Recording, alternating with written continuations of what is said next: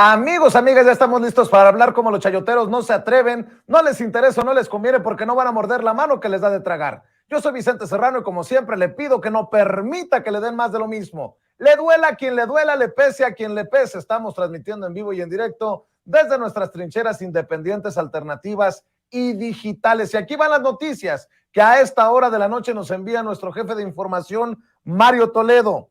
Somos buenos vecinos y amigos, dice el presidente Andrés Manuel López Obrador, tras llamada con Joe Biden. Reafirman compromisos. Los presidentes Joe Biden y Andrés Manuel López Obrador sostuvieron hoy martes una videoconferencia para platicar sobre migración, el tráfico de drogas y armas.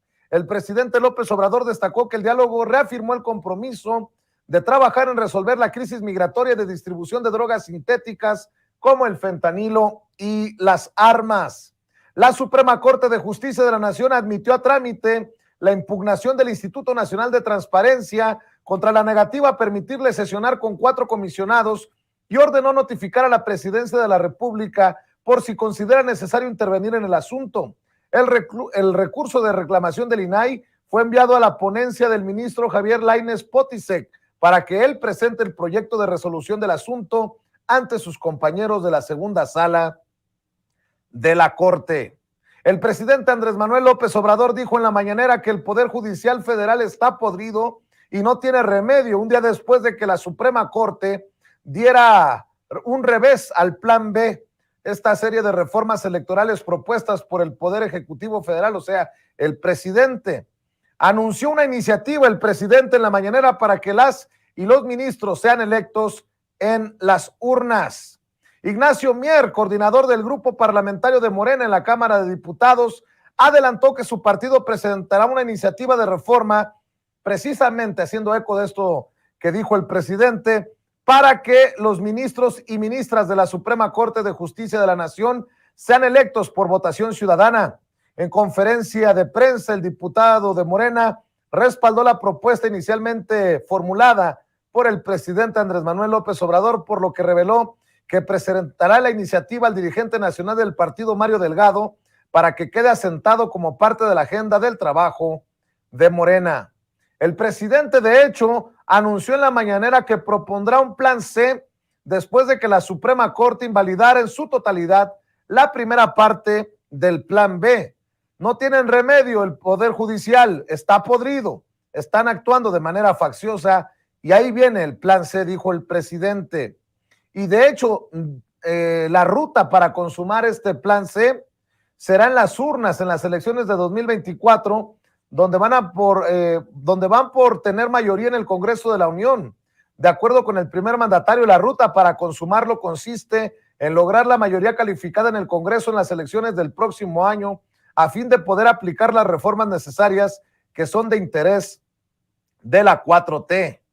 El gobierno federal publicó en el Diario Oficial de la Federación 7 decretos de diversas reformas aprobadas en el Congreso de la Unión a finales de abril, como la expedición de la Ley General en materia de humanidades, ciencias, tecnologías e innovación, las reformas en la Ley Minera, así como la Ley de Aguas Nacionales y la Ley General del Equilibrio Ecológico y la Protección al Ambiente. Texas usará helicópteros Black Hawk para interceptar migrantes en frontera con México. El gobernador de Texas, el republicano Greg Abbott, ha informado ayer que la Guardia Nacional ha creado una nueva unidad para interceptar migrantes en la frontera a medida que aumenta el flujo migratorio de cara al fin de una de las políticas migratorias más polémicas de la etapa del expresidente Donald Trump. Estamos desplegando una nueva unidad llamada Fuerza Táctica Fronteriza de Texas, que estará en los puntos calientes a lo largo de la frontera para interceptar, repeler y devolver a los migrantes que traten de cruzar de forma ilegal, ha dicho el gobernador de Texas. La Oficina de Control de Activos Extranjeros del Departamento del Tesoro de Estados Unidos ha anunciado la imposición de sanciones a Joaquín Guzmán López, hijo de Joaquín El Chapo Guzmán y cuarto miembro del grupo Los Chapitos, así como a 3 miembros del cártel de Sinaloa y a 2 entidades con sede en México.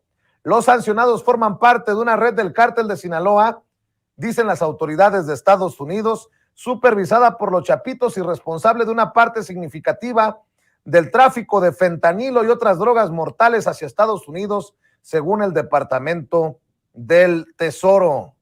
El embajador de Estados Unidos en México, Ken Salazar, informó que la operación Última Milla efectuada por la Administración para el Control de Drogas de los Estados Unidos, la DEA por sus siglas en inglés, permitió la detención de más de 3,300 personas relacionadas a los cárteles de Sinaloa y Jalisco Nueva Generación, quienes también operan en Estados Unidos. Y cito, el desafío del fentanilo viene del crimen organizado y existe en los Estados Unidos y México. Es un problema y una realidad global, dijo el representante diplomático estadounidense a través de un video y comunicado difundido por la embajada en México.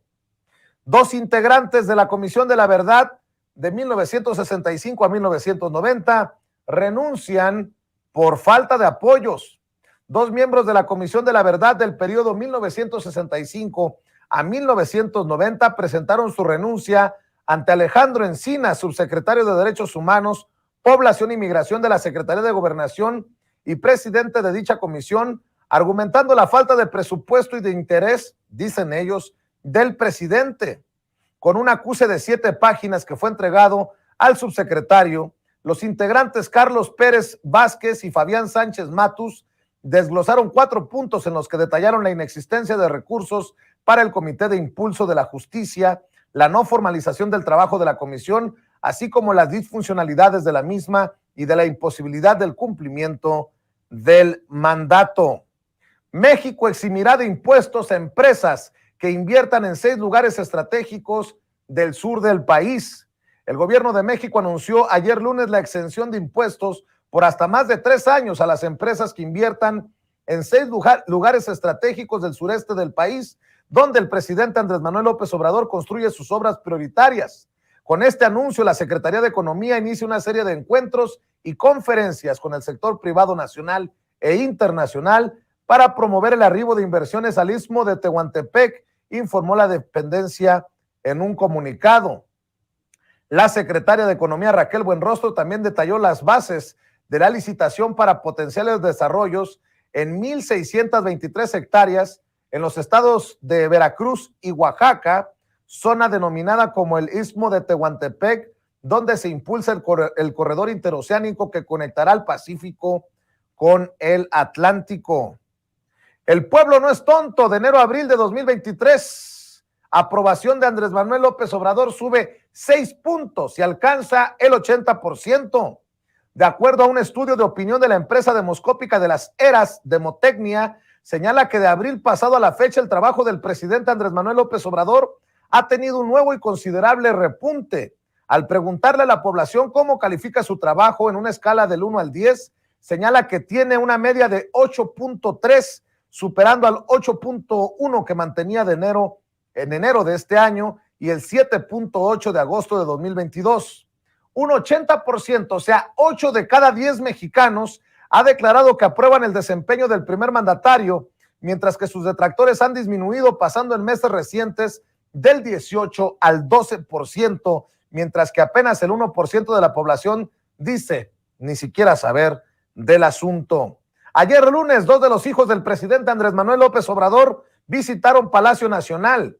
Se trata de José Ramón, acosado en su casa en Coyoacán, y Andrés López Beltrán, señalado en investigaciones periodísticas por personajes como Loret de Mola. José Ramón llegó alrededor de las 15 horas acompañado de su familia a bordo de una camioneta Suburban de color negro. 15 minutos después arribó Andrés en una unidad del mismo color. De manera extraoficial se conoció que el primer mandatario comió con su familia. Guadalupe Tadei, consejera presidente del INE, nombró a Ignacio Ruelas Olvera como encargado de despacho de la Dirección Ejecutiva de Administración del Instituto Nacional Electoral. A través de un comunicado, el INE anunció el nombramiento de Ruelas Olvera, quien se desempeñaba como vocal ejecutivo del INE en Aguascalientes, y ahora, por invitación de la nueva consejera presidenta Guadalupe Tadei, tendrá en sus manos el control de los recursos financieros y humanos del árbitro electoral. Alito Moreno extiende su mandato en el PRI hasta pasadas las presidenciales del 2024. El Consejo Político Nacional del PRI aprobó con 518 votos a favor y 3 en contra la prórroga en el mandato de Alejandro Moreno y Carolina Villano frente a la dirigencia nacional tricolor hasta que concluya la elección presidencial de 2024. La decisión ocurrió en la sesión de ayer, donde un militante lanzó a Moreno una figura del doctor Simi. Minutos más tarde se abrieron las participaciones para manifestarse a favor y en contra de la ampliación de mandato de Alito Moreno y Carolina Villano. De las noticias que estamos siguiendo para ustedes, sin pelos en la lengua, sin censura, el subsecretario de Prevención y Promoción de la Salud de la Secretaría de Salud Pública, Hugo López-Gatell, habló en la mañanera sobre la suspensión definitiva de la emergencia por COVID-19, luego del anuncio hecho por la OMS, la Organización Mundial de la Salud, y de paso anuncia el fin de la emergencia en México. Cito: como se conoce, el pasado jueves 4 de mayo, la Organización Mundial de la Salud tomó la decisión de dar por terminada la emergencia por COVID-19 y aclaró que termina el estado de emergencia, pero que desde luego existe el COVID-19 como una enfermedad de carácter epidémico y permanecerá con nosotros para siempre, dijo el doctor Hugo López-Gatell. De las noticias que estamos siguiendo para ustedes, sin pelos en la lengua, sin censura. Y vámonos con las de